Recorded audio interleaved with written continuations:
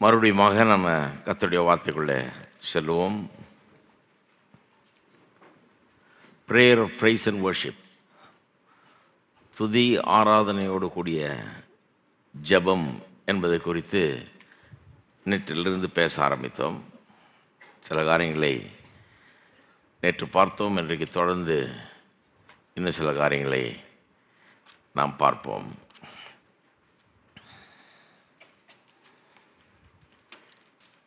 பவுலை குறித்து கடைசியாக பேசினேன். பவுல் எப்பொழுதும் சந்தோஷமாக இருங்கள் அப்படின்னு பிலிப்பியருக்கு எழுதுகிறார். எப்படி அவரால் அப்படி சந்தோஷமாக இருக்க முடியுது? அவர் பட்ட இன்னல்கள், சுவிசேஷத்து நிமித்தமாக அவர் பட்ட கஷ்டங்கள், துன்பங்கள், இதெல்லாம் சொல்கிறார். அதில் சொல்லும்போது என்ன சொல்கிறாரு? அதிசீக்கிரத்தில் நீங்கும் லேசான உபத்திரவம்ன்றார். ஆனால் அவர் சொல்கிறத பார்த்தா அது லேசான உபத்திரவம் மாதிரியும் தெரியல, சீக்கிரம் நீங்கின மாதிரியும் தெரியல. அவருடைய ஊழிய நாட்கள் முழுவதும் எதிர்ப்பையும் பல அடிதடிகள், சிறை வாசம் எல்லாத்தையும் சந்தித்தவர் அவர். ஆகவே அந்த துன்பங்கள் பல காலம் அவருடைய வாழ்க்கையில் இருந்தது. ஊழிய நாட்கள் முழுவதும் அதை நிறைய நேரங்களில் தருணங்களில் இதை அனுபவித்தார். ஆனாலும் சொல்கிறாரு, அதி சீக்கிரத்தில் நீங்கிற உபத்திரம்ன்றார், லேசான உபத்திரம்ன்றார். எப்படி அப்படி பார்க்க முடிஞ்சது அப்படிங்கிறத நாம் பார்த்தோம். கர்த்தரை எப்படி துதிக்க தெரிந்து கொண்டார் அவர், கர்த்தருக்கு ஸ்தோத்திரம் செய்ய தெரிந்து கொண்டார். எப்படி தன்னுடைய மனதை எப்படி காணப்படுகிறவர்கள் மேலே இல்லை, காணப்படாதவர்கள் மேலே கர்த்தர் எப்படிப்பட்டவர், கர்த்தர் என்ன சொல்லியிருக்கிறார், கர்த்தர் எப்படி அழைச்சிருக்கிறார், எப்படி தெரிந்து கொண்டிருக்கிறார், கர்த்தர் எப்படி ஒரு நோக்கத்தை வச்சுருக்கார் இவருடைய வாழ்க்கையில், அதன் பேரில் வைக்கிறார் பாருங்கள். காணப்படுகிற பிரச்சனைகளின் பேரில் இல்லை, காணப்படாதவர்களின் பேரில் வைக்கிறாரு. இது எப்படின்னா, துதிக்கும்போது, கர்த்தரை ஸ்தோத்திரிக்கும்போது, அதனால சொல்கிறார் ஸ்தோத்திரத்தோடு கூடிய விண்ணப்பம்னு. கர்த்தரை ஸ்தோத்திரிக்கும் போது, துதிக்கும்போது, அப்படி ஜெபம் பண்ணும்போது நம்முடைய கவனம் நம்முடைய இன்றைக்கு இருக்கிற பிரச்சனைகள் மேலே இல்லாமல் எங்கே போகுது? கர்த்தர் சொன்ன வார்த்தைகள் மேலே போகுது. துதி நமக்கு அப்படி உதவுகிறது பாருங்கள். கர்த்தரை துதிக்கும் துதி கவனத்தை பிரச்சனைகள் மேலேருந்து எடுத்து கர்த்தர் மேலே, கர்த்தர் எவ்வளோ பெரியவர் என்பதை காண செய்கிறது. இதுதான் நான் நேற்று சொல்ல விரும்பினது. அதுதான் ஜெபம்ங்கிறது நம்ம முறையிடுறதில்ல, வெறும் நம்முடைய பிரச்சனைகளை சொல்கிறதில்ல, சும்மா அழுகிறதில்லை. நம்முடைய பிரச்சனைகளை சொல்லி ஜெபம்ங்கிறது கர்த்தருக்கு முன்னால் வர்றது. முதல்ல கர்த்தர் யார், அவர் எவ்வளோ பெரியவர், எவ்வளோ நல்லவர், அவர் என்ன சொல்லியிருக்கிறார், அவர் எவ்வளோ மகத்துவமானவர். நம்முடைய பிரச்சனைகளெல்லாம் அவருடைய பார்வையில் அவரோடு ஒப்பிட்டு பார்த்தால் இதெல்லாம் ஒன்றுமே கிடையாது. நம்மளும் பவுல் மாதிரி ஆகிடுவோம். அதி சீக்கிரத்தில் நீங்குகிற லேசான உபத்திரம்ன்ற அந்த ஆட்டிடியூட் வந்துடும் பாருங்கள். அப்போ வாழ்க்கையில் வெற்றி பெறுவோம். பவுல் அவ்வளோ பிரச்சனைகளை சந்தித்த போதும் தோல்வி அடையில வாழ்க்கையில். முடிவில் சொல்கிறாரு, ஓட்டத்தை முடித்தேன், விசுவாசத்தை காத்து கொண்டேன், ஜீவ கிரீடம் எனக்கு வைக்கப்பட்டிருக்குன்றாரு. தோல்வியில் சாகலை அவர், எல்லாத்தையும் செஞ்சு முடிச்சுட்டு தான், உலகம் முழுக்க சுவிசேஷத்தை அறிவித்து முடித்து விட்டு தான் மரிக்கிறார் என்பதை நாம் பார்த்தோம். அப்போ நாமும் வாழ்க்கையில் வெற்றி பெற வேண்டும். கர்த்தர் நம்ம எதுக்கு அழைச்சாரோ, என்னத்துக்காக தெரிந்து கொண்டிருக்காரோ அதெல்லாம் செய்து முடிக்க வேணும். கர்த்தருடைய நோக்கங்கள் நிறைவேற்ற வேண்டும். அப்படின்னா என்ன பண்ணணும்? துதி ஸ்தோத்திரத்தோடு கூடிய ஜெபம் இருக்குது பாருங்கள். வெறும் முறையிடுற ஜெபம் இல்லை, வெறும் சும்மா கண்ணீர் விடுறது இல்லை. கர்த்தரிடத்தில் எப்படி உறவாடுகிறோம்ங்கிறது முக்கியம், அவர் எப்படி நமக்கு முன்னால் நிறுத்துகிறோன்றது முக்கியம், அவரை பற்றி என்ன எண்ணுகிறோன்றது முக்கியம். அவரை துதிக்கிறோம், ஸ்தோத்தரிக்கும் போது நம்முடைய கவனம் எல்லாம் எதில் போகுது? அவர் என்ன சொல்லியிருக்கிறாருங்கிறதுல போகுது. அப்படிப்பட்ட ஒரு உதாரணத்தை பழைய ஏற்பாட்டிலேருந்து இன்றைக்கு எடுத்து காண்பிக்கிறேன். பழைய ஏற்பாட்டில் ஒரு சில உதாரணங்கள் இருக்குது. பழைய ஏற்பாட்டு உதாரணங்களுக்கு நல்ல இடம். ஏன்னா பலருடைய சரித்திரம், பல காரியங்கள் இங்கே இருக்கிறது. அதனால தான் பழைய ஏற்பாட்டெலாம் நமக்கு போதனையாக, நம்மை ஊக்குவிக்கும்படியாக, நமக்கு ஹோப்பையும் என்கரேஜ்மெண்ட்டையும் தரும்படியாக எழுதப்பட்டிருக்கிறது என்று பவுல் ரோமர் 15:4 சொல்கிறார். நமக்கு நம்பிக்கையை கொடுக்கும்படியாக, நம்மை ஊக்குவிக்கும்படியாக பழைய ஏற்பாட்டில் உள்ள சம்பவங்கள்லாம் எழுதப்பட்டிருக்கின்றார். ரொம்ப முக்கியம். அதனால்தான் இதில் இருக்கிற சம்பவங்கள்லாம் லேசான காரியங்கள் இல்லை. இன்றைக்கு ஒரு ஆபக்கூக்கு புஸ்தகத்துக்கு திருப்பி கொள்ளுங்கள். ஆபக்கூக்கு புஸ்தகம் இங்கே 3ஆம் அதிகாரத்துக்கு 3 அதிகாரம் தான் பாருங்க. அங்கே அந்த 3ஆம் அதிகாரத்துக்கு திருப்பினீங்கன்னா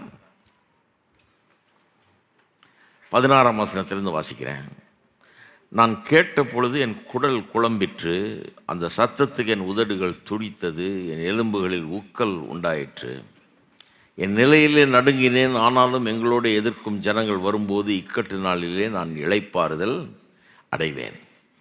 அத்தி மரம் துளிர் விழாமற் போனாலும், திராட்சை செடிகளில் பழம் உண்டாகாமற் போனாலும், ஒலிவ மரத்தின் பலன் அற்று போனாலும், வயல்கள் தானியத்தை விளைவியாமற் போனாலும், கிடையில் ஆட்டு மந்தைகள் முதலற்று போனாலும், தொழுவத்திலே மாடு இல்லாமற் போனாலும், நான் கர்த்தருக்குள் மகிழ்ச்சியாயிருப்பேன்.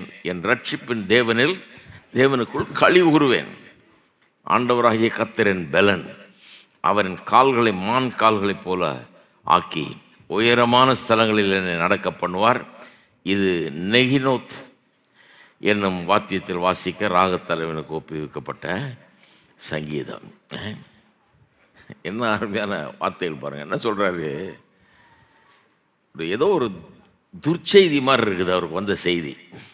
சொல்கிறாரு, கேட்டபோது என் குடல் குழம்பிற்றுன்றார். குடல் குழம்பிற்று, என் உதடுகள் துடித்தது, என் எலும்புகளில் ஊக்கல் உண்டாயிற்று, என் நிலையில் நடுங்கினேன். ஆனால் எங்களோடு எதிர்க்கும் ஜனங்கள் வரும்போது இக்கட்டு நாளிலே நான் இளைப்பாறுதல் அடைவேன்னு சொல்கிறாரு. அத்தி மரம் துளிர் விடாமல் போனாலும், திராட்சை செடியில் பழம் உண்டாகாமற் போனாலும், ஒலிவு மரத்தில் பலன் அற்று போனாலும், கேட்கும்போது பயங்கரமாக இருக்குது. வயல்கள் தானியத்தில் விளையாமற் போனாலும், கிடையில் ஆட்டு மந்தைகள் முதலற்று போனாலும், தொழுவத்திலே மாடு இல்லாமற் போனாலும், நான் கர்த்தருக்குள் மகிழ்ச்சியாக இருப்பேன். என் ரட்சிப்பின் தேவனுக்குள் களி கூறுவேன். இக்கட்டான சூழ்நிலைகளில் காரியங்கள் சரியாக போகாதப்ப நல்லா கவனிங்க. இந்த உலகம் பொல்லாத உலகம் பாருங்கள், பாவ உலகம். இந்த உலகத்தின் அதிபதி பிசாசு, நமக்கு அவன் அதிபதி கிடையாது. இந்த உலகத்தின் அதிபதி பிசாசு. அதனால் பல இடையூறுகளை இங்கே கொண்டாடத்தான் செய்கிறான். பவுலுக்கு இடையூறுகளை கொண்டு வந்த பிசாசு, மாம்சத்திலே எனக்கு ஒரு முள் இருக்குதுன்னாரு. அது அந்த பிசாசினிடத்தில் வந்திருக்கிற ஒரு தூதன்றாரு. அப்போ இடையூறுகளை உண்டாக்குறதுக்குன்னு பிசாசானவன் இந்த உலகத்தில் நமக்கு இடையூறை பண்ணுறதுக்கு, நம்ம தடுத்து நிறுத்துறதுக்கு, நம்ம முன்னேறாமல் பண்ணுறதுக்கு, நாம் வாழ்ந்துடாமல் போகிறதுக்கு என்னெல்லாம் செய்யணுமோ அதெல்லாம் செய்கிறான் பாருங்கள்.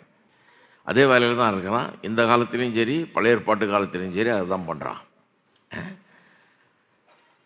ஆனால் கர்த்தர் நம்மளை ஒருபோதும் கைவிடுவது கிடையாது பாருங்கள். சில நேரத்தில் இடையூறுகளை வாழ்க்கையில் பார்க்கும்போது, சில நேரத்தில் கஷ்டங்களை வாழ்க்கையில் பார்க்கும்போது நம்ம என்ன நினச்சிடறோம், அப்போ கர்த்தர் எங்கே போனார், கர்த்தர் என் கூட இருக்காருன்னா ஏன் இப்படி நடக்குது, எனக்கு கர்த்தர் இவ்வளோ வாக்குத்தத்தம் பண்ணியிருக்கிறார், நான் அந்த வாக்குத்தத்தம் பண்ணது நடக்கலை, இந்த மாதிரி நடக்குது, எனக்கு எல்லாம் நெகட்டிவாகவே பிற்போக்காகவே நடந்து கொண்டிருக்கிறதே, நான் என்ன செய்வேன்? இது நிறைய பேருடைய சூழ்நிலை பாருங்கள்.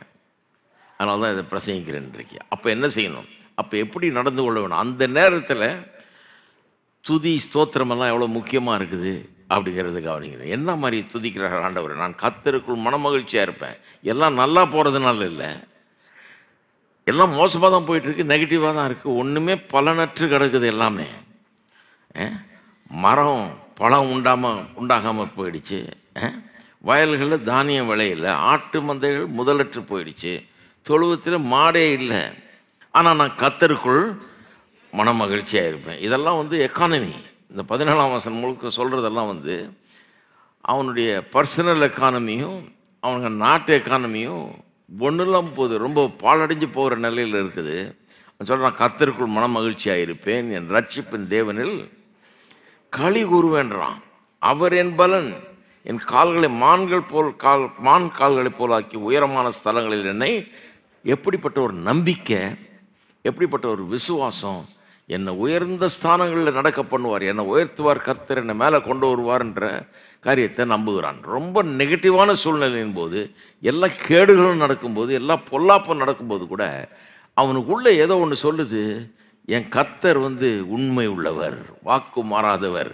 ஏதோ ஒன்று நடந்துகிட்டு இருக்கு, எனக்கு புரியல, ஆனால் கர்த்தர் எனக்கு தீமை செய்யவே மாட்டார். எத்தனை பேர் நம்புறீங்க? இதை நல்லா கற்றுக்கலைன்னா தான் ஸ்தோத்திரம் வராது, துதி வராது. நிறைய பேருக்கு இன்றைக்கி ஜெபத்தில் ஏன் துதி ஸ்தோத்திரம் வர்றது இல்லைன்னா, அவங்களுக்கு என்ன கர்த்தர் இப்படி பண்ணிட்டாரு, கர்த்தர் என்ன இப்படியா பண்ணுவார், கர்த்தர் உண்மை உள்ளவராக இருந்தால் எப்படியா நடந்துக்குவாருன்னு அப்படிப்பட்ட ஒரு எண்ணம் வந்துருச்சு. நிறைய இடத்துல அப்படியே சொல்லிடுறாங்க, கர்த்தர் தான் இந்த பிரச்சனைகள்லாம் காரணமாக்கும், கர்த்தர் உனக்கு ஏதோ தீமை செய்ய பார்க்குறாராக்கும், உனக்கு ஏதோ பயங்கரமான தண்டனை கொடுக்க பார்க்குறாராக்கும் அப்படிங்கிற மாதிரி சொல்கிறாங்க. பாருங்கள், இந்த ஆபக்கூக் தீர்க்கதரிசியின் காலத்தில் ஒரு பயங்கரமான காரியம் அங்கே நடந்துக்கிட்டு இருக்குது. முதல் அதிகாரத்துக்கு போங்க, அதனுடைய பேக்ரவுண்டை பாருங்கள், என்ன நடந்துக்கிட்டு இருக்குது, எந்த மாதிரி சூழ்நிலை அங்கே உருவாகிச்சு, குடலே நடுங்குதுன்றான் இல்லையா, அப்படிப்பட்ட ஒரு சூழ்நிலை என்ன நடந்தது அங்கே, எதன் மத்தியில் இவன் கழிவு உருகிறான் துதிக்கிறான் ஆண்டவர்ன்றதை பார்ப்போம். அப்போ இதை ரொம்ப பாராட்ட முடியும். நம்ம ஆபகூக் எனும் தீர்க்கதரிசி தரிசனமாய் கண்ட பாரம், கர்த்தாவே நான் எது வரைக்கும் உம்மை நோக்கி கூப்பிடுவேன், நீர் கேளாமல் இருக்கிறீரே. ஜெபம் பண்ணுறான். கொடுமை நிமித்தம் நான் எது வரைக்கும் உம்மை நோக்கி கூப்பிடுவேன், நீர் ரட்சியாமல் இருக்கிறீரே. நீர் எனக்கு அக்கிரமத்தை காண்பித்து என்னை தீவினையை பார்க்க பண்ணுகிறது என்ன, கொள்ளையும் கொடுமையும் எனக்கு எதிரே நிற்கிறது, வழக்கையும் வாதையும் எழுப்புகிறது உண்டு. பாருங்க, அன்றைக்கி ஒரு ராஜா ஆண்டு கொண்டிருக்கிறான். அந்த ராஜா ஆள்றதுக்கு முன்னாடி உள்ள ஆள் நல்ல ஆள், நல்ல வழியில் கொண்டு போனால் ஜனங்கள்லாம் ரொம்ப நம்பிக்கையோடு இருந்தாங்க, எதிர்காலம் ரொம்ப நல்லா இருக்கும் போல இருக்குது. யோசியா என்கிற ஒரு ராஜா, அவன் நல்லா கொண்டு போயிட்டு இருந்தான். ஜனங்க என்ன நினச்சாங்க, அடே அப்பா நல்ல எதிர்காலம் உண்டு, இந்த மாதிரி ஒரு ராஜா கிடச்சிருக்காரு, நமக்கு நல்ல காரியம் நடக்க போகுதுன்னு நினச்சிட்டு இருந்தாங்க. கடைசியில் பார்த்தா அவனுடைய மகன்கள் பொல்லாத ஆளுகளாக இருக்காங்க 2 பேர். அவனுங்க ஆதிக்கம் செலுத்தும் போது நாடே கெட்டு போகுது பாருங்கள். கொள்ளை கொடுமை தீவினை அக்கிரமம் இதுதான் பெருகுது.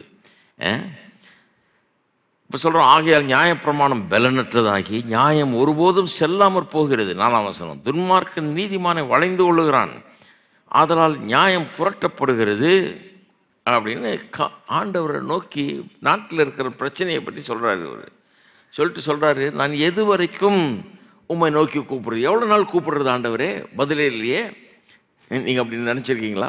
ஆண்டவரை நோக்கி ஜெபம் பண்ணுறீங்க கஷ்ட நேரத்தில், ரொம்ப நாள் ஜெபம் பண்ண மாதிரி இருக்குது, ஒன்றும் பதிலே காணலங்கிற மாதிரி தெரியுது. சொல்கிறான், கேளாமல் இருக்கிறீரே, கொடுமை நிமித்தம் நான் எது வரைக்கும் உம்மை நோக்கி கூப்பிடுவேன், ரட்சியாமல் இருக்கிறீரே என்று கதறுகிறான், ஜெபிக்கிறான். நாட்டில் இவ்வளோ மோசமாக இருக்குது, நான் கூப்பிடுறேன், ஜெபம் பண்ணுறேன், ஒன்றுமே நடக்க மாட்டேங்குது அப்படின்னு. கர்த்தர் பாருங்க, கர்த்தர் சர்வ ஞானி, கடந்த காலம் தெரியும், நிகழ்காலம் தெரியும், எதிர்காலம் தெரியும், வரப்போகிற காலம் தெரியும், வருங்காலம் தெரியும் அவருக்கு.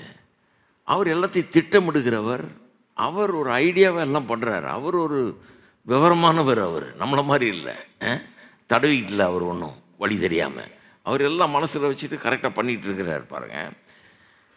அப்போ இவன் கம்ப்ளைண்ட், இவனுக்கு அது தெரியல, இவன் மனுஷனாச்சே, இவனுக்கு இன்றைக்கி நடக்கிற பிரச்சனை தான் தெரியுது, நம்ம மாதிரி. அதனால தான் நம்மளும் சில நேரத்தில் அப்படி ஆயிடுறோம். இன்றைக்கி இருக்கிற பிரச்சனை தான் தெரியுது. நிறைய நேரத்தில் கடவுளை மறந்துடுறோம், கடவுள் எப்படிப்பட்டவர்னு மறந்துடுறோம், அவர் சர்வஞானின்றதை மறந்துடுறோம், அவருடைய திட்டங்கள் தீர்மானங்களை அவர் நடத்தி கொண்டிருக்கிறாருங்கிறத மறந்துடுறோம். ஒருவேளை இன்றைக்கி தீமையை போல ஒரு காரியம் தோன்றலாம், இதிலிருந்து எப்படி நன்மை உண்டாக முடியும்னு நினைக்கலாம் நீங்கள். ஆனால் கர்த்தர் தீமையிலிருந்து நன்மையெல்லாம் உண்டாக்குகிற அற்புதமான தேவன் அவர்.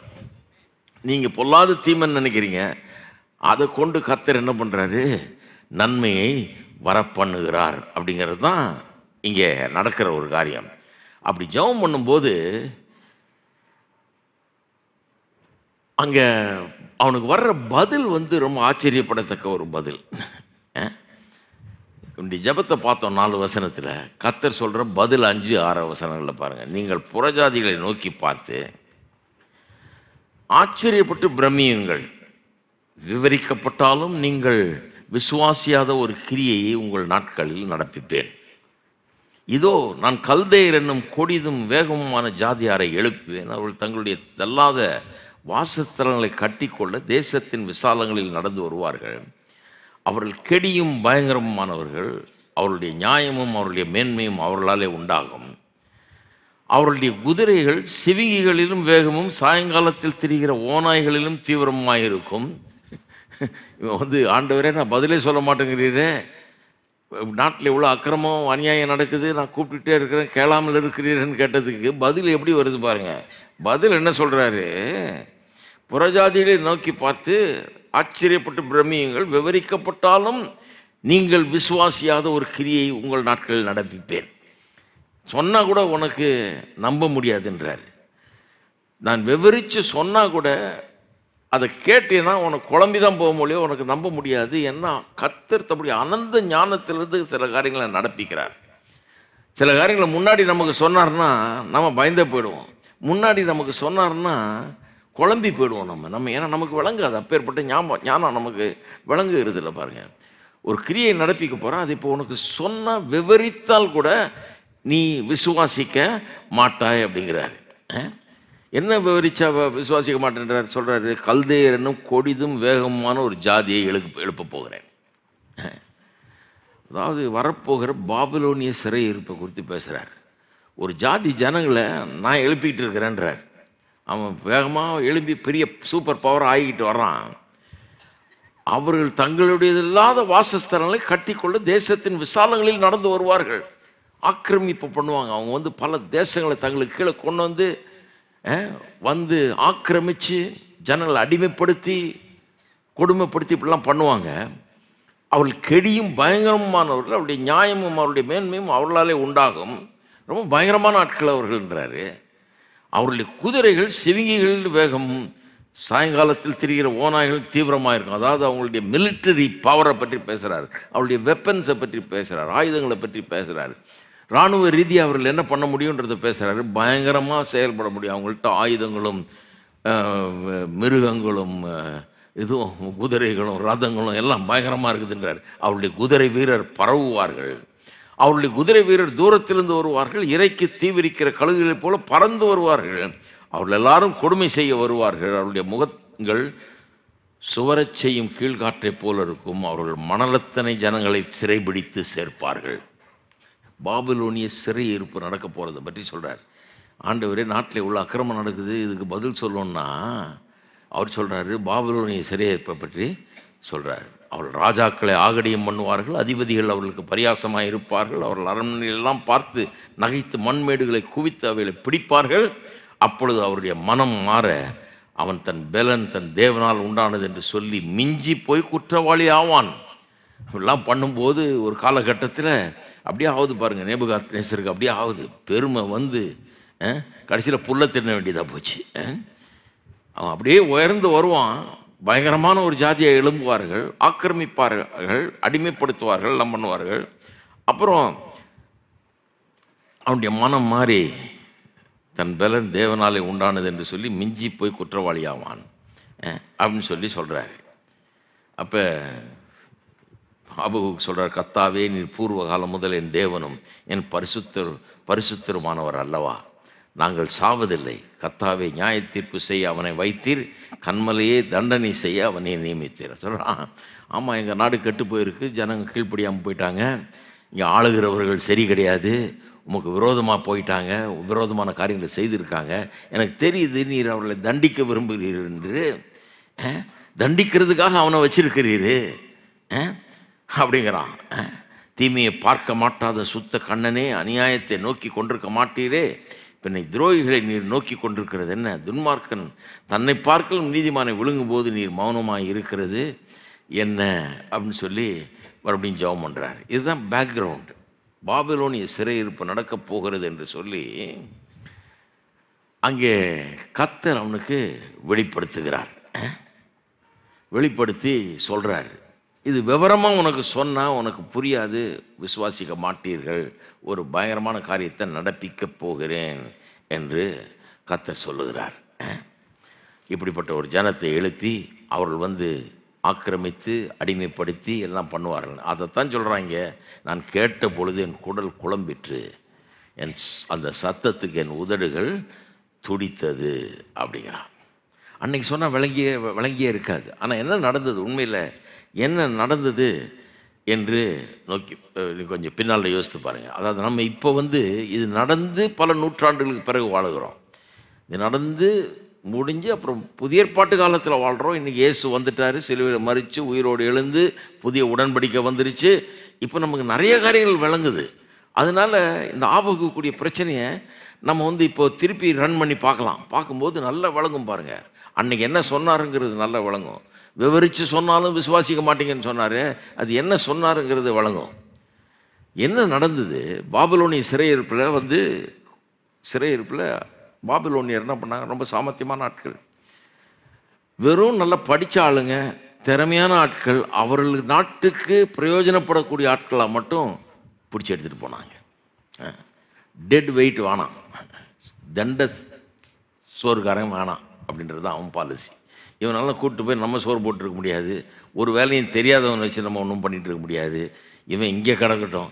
நம்ம வந்து இருக்கிற வாலிபர்லேயே ரொம்ப சிறப்பானவர்கள், ஞானமாக இருக்கிறவங்க, நல்ல அறிவாளிகள், படித்தவன், அவனை கொண்டு போய் அவனை நம்ம நாட்டினுடைய வளர்ச்சிக்காக பயன்படுத்தி கொள்வோன்னு சொல்லி கொண்டு போகிறான். அதில் தான் தானியேல், ஷாத்ராக், மேஷாக், ஆபேத்நேகோ எல்லாம் போகிறாங்க. சிறை பிடிக்கப்பட்டு போகிறாங்க. சிறை பிடிக்கப்பட்டு போனால் அங்கே போய் பாபிலோன் பட்டணத்துக்கு வெளியே அப்படியே அவங்க வந்து பாளையம் இறங்குறாங்க. அப்படியே வந்து போய் அங்கே நிற்க வைக்கப்படுறாங்க. அங்கே இருந்துக்கிட்டு கர்த்தர் நம்மளை விடுவிப்பார்னு நினச்சிட்டு இருக்காங்க. என்ன அது இந்த மாதிரி சிறையிருப்பில் கொண்டு வந்துட்டானே, கர்த்தர் மறுபடியும் வந்து எகிப்திலிருந்து நம்ம விடுவித்தது மாதிரி சிவந்த சமுத்திரத்தை கடந்து கொண்டு வந்து அப்படிலாம் விடுவித்தார். அது மாதிரி நம்மளை திருப்பி கொண்டு போயிடுவார்னு நினைக்கிறாங்க. கொண்டு போயிடுவார்னு நினைக்கிறப்ப அங்கே எரேமியாங்கிற தீர்க்கதரிசி ஒரு கடிதத்தை எழுதி ஒரு ஆள்கிட்ட கொடுத்து அங்கே அனுப்புகிறார். எரேமியாங்கிற தீர்க்கதரிசி ஒரு கடிதத்தை எழுதி அங்கே கொடுத்து அனுப்புகிறார். என்ன கடிதம்? தீர்க்க தரிசனம் எழுதி, கர்த்தர் சொன்னதை எழுதி கொடுத்து அனுப்புகிறார். அது 29ஆம் அதிகாரத்தில் எரேமியா தீர்க்கதரிசி புத்தகத்தில் 4ஆம் வசனத்தில் பார்க்குறோம். இஸ்ரவேலின் தேவனாகிய சேனைகளின் கர்த்தர் தாம் எருசலேமிலிருந்து பாபிலோனுக்கு சிறைப்பட்டு பண்ண அனைவருக்கும் அறிவிக்கிறது என்னவென்றால், அதாவது சிறைப்பட்டு போனவர்களுக்கு கர்த்தர் சொல்லுகிறது என்னவென்றால் அப்படின்னு சொல்லி எரேமியா சொல்கிறார். எரேமியா எருசலேமில் இருக்கார். அவரை சிறைப்பிடிச்சிட்டு போல அவர் எருசலேம் இருந்துக்கிட்டு அங்கேருந்து தூது வர்ற ஆளுகள், கொரியர் மாதிரி இருப்பாங்க இல்லையா, அங்கேருந்து அஃபிஷியல் லெட்டர்ஸ் அதெல்லாம் கொண்டாடுற அவங்கள்ட்ட கொடுத்து எங்கள் ஆளுங்கிட்ட கொடுப்பான்னு சொல்லி கொடுக்குறாரு. அறிவிக்கிறது என்னவென்றால், நீங்கள் வீடுகளை கட்டி குடியிருந்து தோட்டங்களை நாட்டி அவைகள் கனிகளை சாப்பிடுங்கள். நீங்கள் பெண்களை விவாகம் பண்ணி குமாரையும் குமாரத்திகளையும் பெற்று உங்கள் குமாரருக்கு பெண்களை கொண்டு உங்கள் குமாரத்திகளுக்கு புருஷருக்கு கொடுங்கள். இவர்களும் குமாரரும் குமாரத்திகளும் பெறட்டும். நீங்கள் அங்கே குறுகாமல் பெருகி நான் உங்களை சிறைப்பட்டு பண்ண பட்டணத்தின் சமாதானத்தை தேடி அதற்காக கர்த்தரை விண்ணப்பம் பண்ணுங்கள். அதற்கு சமாதானம் இருக்கையில் உங்களுக்கும் சமாதானம் இருக்கும் சொல்லிட்டு அப்படியே சொல்லிட்டு வர. இன்னும் கொஞ்சம் நிறைய காரியம்லாம் சொல்கிறாரு. உங்கள் நடுவில் இருக்கிற உங்கள் தீர்க்கதரிசிகள், உங்கள் குறிகாரர் உங்களை மோசம் போக்க ஒட்டாதருங்கள். அந்த கண்ட தீர்க்கதரிசிங்க சொல்கிறதெல்லாம் கேட்காத அப்படிங்கிறாரு. நீங்கள் மோசம் போயிடுவீங்கிறாரு. சொப்பனம் காணப்படுகிற உங்கள் சொப்பனக்காரருக்கு செவி கொடாமலும் இருங்கள் என்று இஸ்ரவேலின் தேவனாகிய சேனைகளின் கர்த்தர் சொல்லுகிறார். அவர்கள் என் நாமத்தை சொல்லி உங்களுக்கு பொய்யான தீர்க்கதரிசனம் உரைக்கிறார்கள், நான் அவர்களை அனுப்பினதில்லை என்று கர்த்தர் சொல்கிறார். ஏன்னா இவனுக்கு தெரியும் கர்த்தர் வந்து எரேமியா கிட்ட என்ன சொல்கிறாரு, நீங்கள் இந்த செய்தியை அனுப்புன்றார். என்ன செய்தி? வீடு கட்டு. எங்கே வீடு கட்டு? பாபிலோன் பட்டணத்து வெளியே உட்காந்துக்கிட்டு உள்ளே போக மனசு இல்லாமல் கர்த்தர் இப்படி பண்ணிட்டாரு, நம்மளை விடுவிப்பார், எப்படியாவது இங்கே கொண்டு போயிடுவார், திரும்ப கொண்டு போயிடுவார்னு நம்பிக்கையோடு இருக்கிறவங்களுக்கு சொல்கிறாரு. கொண்டு போகல, கொஞ்சம் வருஷம் இங்கே தான் இருக்க போகிற நீ. அதனால் அந்த பட்டணத்துக்குள்ளே போய் வீடை கட்டு, குடியிரு, தோட்டங்களை நடு, அவள் கனிகளை சாப்பிடு, பெண்களை விவாகம் பண்ணி கொடு, குமாரர் குமாரத்திகளையும் பெற்று உங்கள் குமாரருக்கு பெண்களை கொண்டு உங்கள் குமாரத்திகளுக்கு புருஷரை கொடுங்கள். அப்போ அதாவது நார்மல் வாழ்க்கை நடத்துகின்றார். போப்பா, வேலை செய், உள்ள சம்பாதி, வீடு கட்டு, நிலம் வாங்கி வீடு கட்டு, தோட்டத்தை நாடு, சாப்பிடு, பிள்ளைகள்லாம் பிறக்கும், பிள்ளைகளுக்கு கல்யாணம் பண்ணி வை, செட்டில் ஆகுன்றாரு. எங்கே செட்டில் ஆகுன்றாரு? பாபிலோனில் செட்டில் ஆகுன்றாரு. எப்படி விளங்கிருக்கு? பாபிலோனியர்னா இஸ்ரவேல் ஜனங்க வெறுக்கிறாங்க, சபிக்கிறாங்க. சபிக்கிற ஒரு இது இருந்தது பாருங்கள் அவங்கள்ட்ட. எந்த அளவுக்கு வெறுத்து அவங்க சபித்தாங்கன்றத சங்கீதத்தில் நம்ம வாசிக்கிறோம் பாருங்க. எந்த அளவுக்கு இஸ்ரவேல் ஜனங்கள் பாபிலோனியரை வெறுத்தார்கள், சபித்தார்கள்ங்கிறத நம்ம சங்கீதத்தில் வாசிக்கிறோம் இல்லையா? அங்கே சொல்லப்பட்டிருக்கிறது எப்படி அவர்கள் வந்து அங்கே இதில் உட்கார்ந்துட்டு இருக்கும்போது உங்கள் எருசலேமின் பாடல்களை பாடுகள்னு வந்து கேட்குறாங்க. பாபிலோனிய சொல்கிறாங்க, உங்கள் ஊர் பாட்டெல்லாம் பாடியான்னு. பாட்டு பாடுறதில் இவங்க நல்லா பாடுவாங்கன்னு அவங்களுக்கு தெரியும். பாட்டை பாடுங்க அப்படின்றாங்க. அவங்க சொல்கிறாங்க, அந்நிய தேசத்தில் சிறைப்பட்டிருக்கும்போது பாட்டு எப்படி வரும்? பாட்டு வர மாட்டேங்குது அப்படின்றாங்க. அந்த சங்கீதத்தை வாசித்து பார்த்தீங்கன்னா நீங்கள் பயங்கரமாக அங்கே சொல்லுவாங்க. 137ஆம் சங்கீதத்தை பாருங்கள். 137ஆம் சங்கீதம். பாபிலோன் ஆறுகள் அருகே நாங்கள் உட்கார்ந்து அங்கே சீயோனை நினைத்து அழுதோம். வெளியே உட்காந்துட்டு இருக்கிறாங்க. சீயோனை நினச்சி அழுகிறாங்க. அவங்க ஊரை நினச்சி, ஊரில் பிடிக்கிட்டு வந்துட்டு கொண்டு வந்துட்டாங்க. அது நடுவில் இருக்கும் அலறி செடிகளின் மேல் எங்கள் கிண்ணறங்களை தூக்கி வைத்தோம். கிண்ணறங்கள்லாம் தூக்கி மாட்டிட்டானுங்க. இது நம்ம பாட்டு கிடையாதுங்க. எங்களை சிறைப்பிடித்தவர்கள் அவர்கள் எங்கள் பாடல்களையும் எங்கள் பாழாக்கினவர்கள் மங்கள கீதத்தையும் விரும்பி சீயோனின் பாட்டுகளில் சிலதை எங்களுக்கு பாடுங்கள் என்று சொன்னார்கள். கர்த்தரின் பாட்டை அந்நிய தேசத்தில் நாங்கள் பாடுவது எப்படி? எருசலேமே, நான் உன்னை மறந்தால் என் வலதுகை என் தன் தொழிலை மறப்பதாக. அந்த பட்டணத்தின் மேலே அவ்வளோ பெரிய வாஞ்சி அவங்களுக்கு பாருங்கள். நான் உன்னை நினையாமலும் எருசலேமே என் முக்கியமான மகிழ்ச்சியில் அதிகமாக எண்ணாமலும் போனால் என் நாவு என் மேல் வாயோடு ஒட்டி கொள்வதாக அப்படின்னு சொல்லிட்டு, கர்த்தாவே எருசலேமின் நாளில் ஏதோமின் புத்திரரை நினையும், அவர்கள் அதை இடித்து போடுங்கள், அஸ்திபாரம் மட்டும் இடித்து போடுங்கள் என்று சொன்னார்களே. பாபிலோன் குமாரத்தியே, இப்போ கவனிங்க, பாபிலோனியரை எப்படி பார்க்குறாங்க பாருங்க. பாபிலோன் குமாரத்தியே, பாழாய் போகிறவளே, நீ எங்களுக்கு செய்தபடி உனக்கு பதில் செய்கிறவன் பாக்கியவான். வெறிச்சலில் இருக்கிறாங்க. பாபிலோனியர் பேரில் பெரிய கோபம். எங்களுக்கு நீ செய்ததின்படி உனக்கு நிச்சயமாக நடக்கும், அப்படி செய்கிறவன் பாக்கியவான். அடுத்தது பாருங்கள், உன் குழந்தைகளை பிடித்து கல்லின் மேல் மோதி அடிக்கிறவன். அப்போ எவ்வளவு வெறுப்பு பாபிலோனியர் மேலே. கர்த்தர் சொல்கிறாரு, அவ்வளோ வெறுக்கிற நீ அங்கே போய் குடியிரு நீ அப்படின்றார். கர்த்தர் வந்து, நான் சொல்கிறேன் மறுபடியும், கர்த்தர் சர்வ ஞானி. சில நேரத்தில் அவர் என்ன பண்ணுறாருன்னு நமக்கு புரிய மாட்டேங்குது பாருங்கள். என்னடா இது அப்படிப்பட்ட ஒரு மோசமான அந்த ஊரில், பாபிலோன் ஊரில், இந்த அக்கிரமக்காரன் ஊரில் அவனுக்கு கடவுள்னா யாருன்னே தெரியாது அவனுக்கு. அப்போ அவன் ஊரில் வந்து நம்மளை போய் வேலை செய்ய சொல்கிறாரு, வீடு கட்ட சொல்கிறாரு, தோட்டம் நட சொல்கிறாரு, பிள்ளைகளை வளர்க்க சொல்கிறாரு, கல்யாணம் பண்ணி கொடுத்து செட்டில் ஆக சொல்கிறாரு. அங்கே போய் செட்டில் ஆக சொல்லி அதோடு விட்டாரா? நான் உங்களை சிறைப்பட்டு போக பண்ணின அந்த பட்டணத்தின் சமாதானத்தை நாடுங்கன்றார். அந்த பட்டணம் நல்லா இருக்கணும்னு ஜெபம் பண்ணுன்றாரு.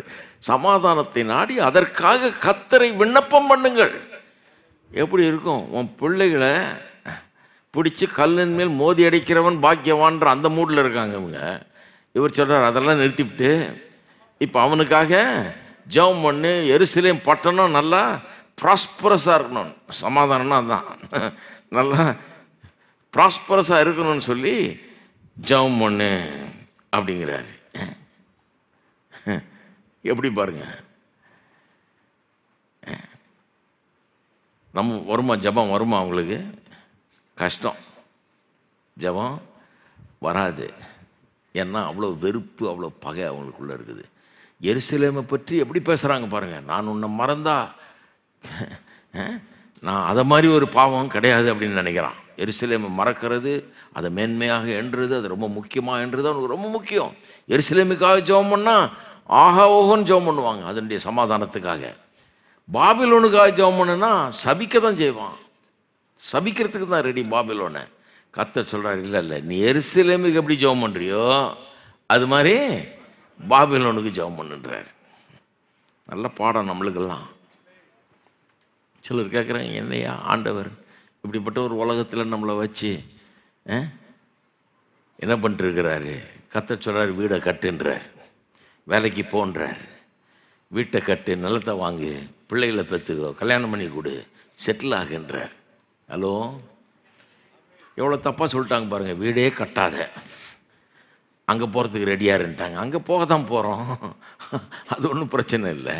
ஆனால் இங்கே வீடை கட்டாதுன்னு சொல்கிறது தப்பு. கர்த்தர் என்ன பண்ணுறாரு? நம்மளை இங்கே வச்சிருக்கிறாரு. கர்த்தர் வந்து இங்கே வீடை கட்டுனார்னா கட்ட வேண்டியது தான். ஏன்னா அதுக்கு ஏதோ ஒரு நோக்கம் இருக்குது கர்த்தருக்கு. என்னையா இந்த உலகத்தில் எதுக்கு எனக்கு? இந்த உலகத்தில் தான் கட்ட சொல்கிறாரு. இங்கே அவர் தான் கொண்டாந்து விட்டுருக்கிறாரு நம்மளை. இந்த உலகத்தில் தான் இருக்க சொல்கிறாரு. இதெல்லாம் அவர்களுக்கு கொஞ்சம் கூட விளங்கி இருக்காது பாருங்கள். கர்த்தர் இப்படி சொன்னது, இந்த பாபிலோனியர் அனுப்ப போகிறேன், பயங்கர கொடிய மக்கள் அவர்கள் வந்து சிறைப்பிடிச்சு கொண்டு போவாங்க அப்படின்னு சொல்லிட்டு எரேமியா தீர்க்கதரிசியை வச்சு தீர்க்கதரிசின்னு சொல்லி அங்கேயே செட்டில் ஆகுன்னு சொல்கிறாரு. அந்த பட்டணத்தின் சமாதானத்துக்காக ஜெபம் பண்ணு. ஏன்னா அங்கே சமாதானம் இருந்தால், அவங்க ப்ராஸ்பரஸாக இருந்தால் நீயும் நல்லா ப்ராஸ்பரஸாக இருப்ப, நீயும் நல்லா சமாதானமாக இருப்ப. அந்த ஊர் நல்லா இருந்தால் நீயும் நல்லா இருப்ப. எத்தனை பேர் சொல்லிங்க இந்த ஊர் நல்லா இருந்தால் நாமளும் நல்லா இருப்போங்க? அதுக்காக தான் நம்முடைய ராஜாக்களுக்காகவும் அதிகாரிகளுக்காகவும் நமக்கு மேலே இருக்கிறவர்களுக்காகவும் பட்டணங்களுக்காகவும் நாடுக்காகவும் எல்லாத்துக்கும் ஜெபம் பண்ண சொல்லியிருக்குது. இந்த நாட்டில் சமாதானம் வேணும், நல்லா இருக்கணும். நல்லா இருக்கும்போது நாமும் நல்லா இருப்போம். இதுதான் கர்த்தருடைய நோக்கம் பாருங்கள். இங்கே வச்சிருக்காரு கர்த்தர் நம்மளை. பாபிலோனுக்கு கொண்டு போன கர்த்தர் அவர். இவங்களுக்கு விளங்கலை என்னடா இப்படி கொண்டாந்து விட்டுட்டாருன்னு. அந்த கும்பலில் தானியேல், ஷாத்ராக், மேஷாக், ஆபேத்நேகோலாம் இருக்கிறாங்க. எரேமியா தீர்க்கதரிசி சொன்னது அவங்களுக்கு நம்பவே முடியாதுன்னு நினைக்கிறேன். அதனால தான் மற்ற தீர்க்கதரிசிகள்லாம் எழும்பி வேறு வேறு தீர்க்கதரிசனம் சொல்ல ஆரம்பித்தாங்க. இல்லை, கர்த்தர் உங்களை இத்தனை நாளைக்குள்ளே விடுவிப்பார்ன்றான் ஒருத்தன். கர்த்தர் அதுதான் சொல்லிட்டார் முதல்ல, அவன்லாம் நம்பாத. சொப்பனம் கண்டி சொல்கிறவனை நம்பாத, மற்றவன் இதுக்கு எதிராக தீர்க்கதரிசனம் சொல்கிறவனை நம்பாத. இதுதான் கர்த்தருடைய வார்த்தை. அங்கேயே செட்டில் ஆகினார். அது மட்டும் இல்லை, 11ஆம் வசனத்தில் சொல்கிறார், நீங்கள் எதிர்பார்த்திருக்கும் முடிவை உங்களுக்கு கொடுக்கும்படிக்கு நான் உங்கள் பேரில் நினைத்திருக்கிற நினைவுகளை அறிவேன் என்று கர்த்தர் சொல்லுகிறார். அவைகள், எல்லாரும் நல்லா சொல்லுங்க, அவைகள் தீமைக்கல்ல, சமாதானத்துக்கு ஏதுவான நினைவுல. கர்த்தர் சொல்கிறாரு, பாரு, என்னை நம்பு, ட்ரஸ்ட் மீ, என்னை நம்பு. நீ எதிர்பார்த்திருக்கிற முடிவை உனக்கு தர்றதுக்கு தான் நான் வேலை பண்ணிட்டு இருக்கிறேன். நீ நினைக்கிற எப்படி நன்மை உண்டாகும்? பாபிலோனில் வந்த நன்மை உண்டாகும். இந்த பொல்லாத பாபிலோனில் வந்து உட்காந்துக்கிட்டு உனக்கு நீ எதிர்பார்க்கிற முடிவை தருவேன்னு சொல்கிறீரு. இங்கே எப்படி ஆண்டவரை நன்மை உண்டாகும்? எங்கள் ஊர் போச்சு, எருசலேமை பார்க்க முடியாது, இப்போது அங்கேருந்து சிறைப்பிடிச்சு கொண்டாந்துட்டான். இங்கே வந்து உட்காந்துக்கிட்டு சிறைப்பட்டு போனவனை பார்த்து உனக்கு எதிர்பார்க்கிற முடிவை கொண்டு வந்தேன்னு கொடுப்பேன்னு சொல்கிறீரு. இவனை எனக்கு சிறைப்பிடிக்க விட்டுட்டீரு, அவனை அனுமதிச்சிட்டீரு, தோல்வி எனக்கு கொடுத்துட்டீரு, வெட்கி தலை குனிஞ்சு நின்றுட்டு இருக்கிறேன், சிறைப்பட்டு போனேன். ஆனால் நீர் சொல்கிறீர் நான் எதிர்பார்க்கிற முடிவை தருவேன் என்று சொல்லுகிறீர். எப்படி நடக்கும்?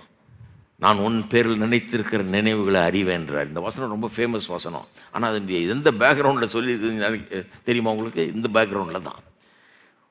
உன்னை குறித்து நான் நினைத்திருக்கிற நினைவுகளை அறிவேன். நான் இன்றைக்கு சொல்கிறேன், கஷ்டத்தினுடைய சென்று கொண்டிருக்கிற மக்கள், பிரச்சனைகளினுடைய சென்று கொண்டிருக்கிற மக்கள், சவாலான ஒரு சூழ்நிலையில் வாழ்ந்து கொண்டிருக்கிற மக்கள், கர்த்தர் எங்கே, என்னை கைவிட்டாரா, அவர் எங்கே, என்னை கவனிக்கலையே, என் ஜெபத்துக்கு பதில் இல்லையே, நான் எவ்வளோ நாளாக ஜெபிக்கிறேன், ஜெபம் பண்ண இன்னும் மோசமாயிட்டு போகிற மாதிரில இருக்குது என் வாழ்க்கை. இவங்களுக்கு அது மாதிரி தானே நடந்தது. அப்போ காலத்தில் ஜெபம் பண்ணுறான் கடைசியில் சிறையிருப்பில் போய் மாட்டிக்கிட்டு அங்கே உட்காந்துட்டு இருக்கிறான். பதிலே வந்த மாதிரி தெரியல. கர்த்தர் எங்கே இருக்கிறாரா? கர்த்தர் உண்மை உள்ளவராய்வர் அப்படிங்கிற கேள்வியெல்லாம் எழ ஆரம்பிக்கிறது. கர்த்தர் சொல்கிறாரு, நான் உன்னை குறித்து நினைக்கிற நினைவுகளை நான் அறிவேன். எனக்கு தெரியும் நான் உன்னை குறித்து என்ன நினைக்கிறேன். அவைகள் தீமைக்கு எதுவானவைகள் இல்லை.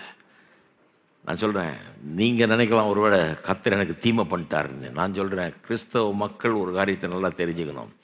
பயங்கரமான தீமை நமக்கு நடக்கும்போது கூட, கெட்ட காரியம் நடக்கும்போது கூட இந்த வசனத்தை நினச்சிக்கொள்ளுங்க. கர்த்தர் சொல்கிறார், நான் உன்னை குறித்து நினைக்கிற நினைவுகளை நான் அறிவேன். அவைகள் தீமைக்கு ஏதுவானவைகள் அல்ல, அவைகள் சமாதானத்துக்கு ஏதுவான நினைவுகளே. தான் கிறிஸ்தவன்.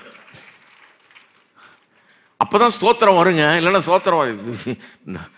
ஆபகுக்கு ஏன் மரத்தில் ஒன்றும் காய்க்காமல் போனாலும், ஆடு மாடுகள்லாம் பலனிட்டு போனாலும், வயல்வெளியில் ஒன்றும் வளராமல் போனாலும், ஒன்றும் கிடைக்காம போனாலும், எதுவுமே இல்லாமல் போனாலும் நான் என் தேவனால் களி கூறுவேன்றான். எப்படி களி கூற முடியுது?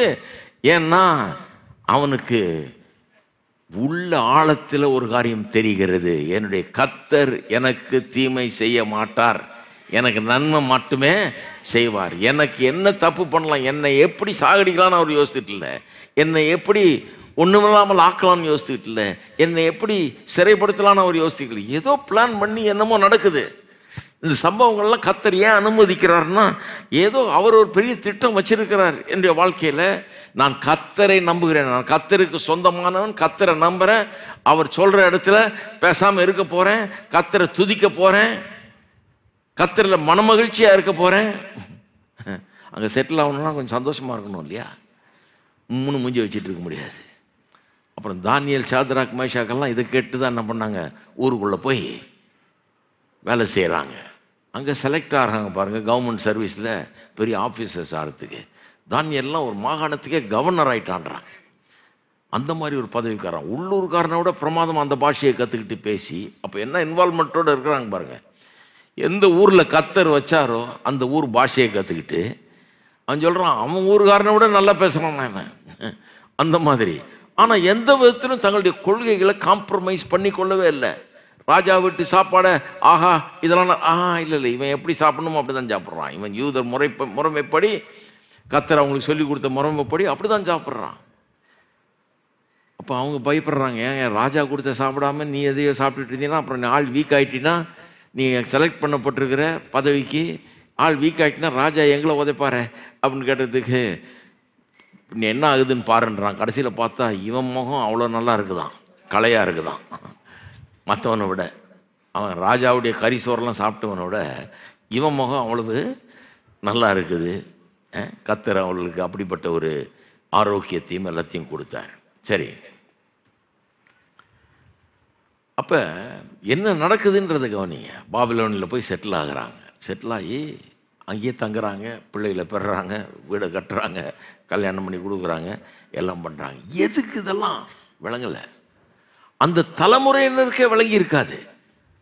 அப்படி அங்கே இருக்கும்போது இவர்கள் வெறுத்து வந்த அந்த பட்டணத்தில் கடவுள் பெரிய அற்புதங்களை செய்கிறார். சாத்ராக், மேஷாக், ஆபேத்நேகோ கதையை கேள்விப்பட்டிருக்கீங்களா? நெருப்பில் போட போனவர்கள போட போனவன் உள்ள விழுந்தான், அவன் செத்து போனான். போட்டவங்க உயிரோடு இருக்கிறான். கூட அவர்கள் நடுவே இயேசு வந்து நிற்கிறார். எங்க பாபிலோனுக்கு இயேசு வந்துட்டார். அவர் தேவகுமாரன் மாதிரி இருக்கிறாராம். அங்கே வந்து அவர்கள் நடுவில் நிற்கிறாரு. ராஜா ஆச்சரியப்பட்டு போனான். வெளியே கொண்டு வான்னு சொல்லிட்டு, இந்த ஆளுகளுடைய தெய்வம் தான் ஏன் உண்மையான தெய்வம்ங்கிறான்.